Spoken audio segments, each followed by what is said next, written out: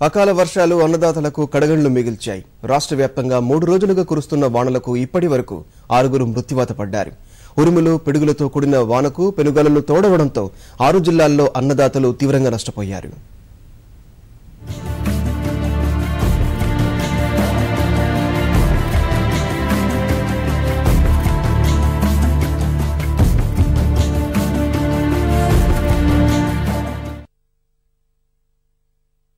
మూడు రోజులుగా ఎడతెరిపి లేకుండా కురుస్తున్న వర్షాలకు ఉద్యాన పంటలు తీవ్రంగా నష్టపోయాయి. కడప, కర్నూలు, అనంతపురం జిల్లాల్లో 2000 హెక్టార్లలో ఉద్యాన పంటలు దెబ్బతిన్నట్లు అధికారులు ప్రాథమికంగా అంచనా వేశారు. మామిడి, ఉల్లి, అరటి, చీని, బొప్పాయి పంటలకు తీవ్ర నష్టం వాటిల్లింది. చిత్తూరు జిల్లాలో ఆది సోమవారాల్లో విస్తారంగా వానలు కురిశాయి. ఈదురుగాలులకు మామిడికాయలు పూర్తిగా నేలరాలాయి. శ్రీకాళహస్తి నియోజకవర్గంలో వరి పంట నీట మునిగింది.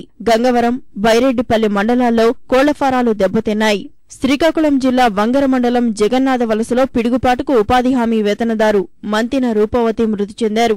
మరో 2 కూలీలకు తీవ్ర గాయాలయ్యాయి. నెల్లూరు జిల్లా నాయుడుపేట మండలం గొట్టుప్రోలులో పిడుగుపాటుకు యువకుడు మృతి చెందాడు. కోస్తా జిల్లాలోనూ వర్షం చినుకులు రైతుల్లో ఆందోళన పెంచాయి. రబీ నూర్పిళ్లలో ఉన్న అన్నదాతలు ఆగమేఘాల మీద ధాన్యాన్ని కాపాడుకునేందుకు నానా తంటాలు పడ్డారు.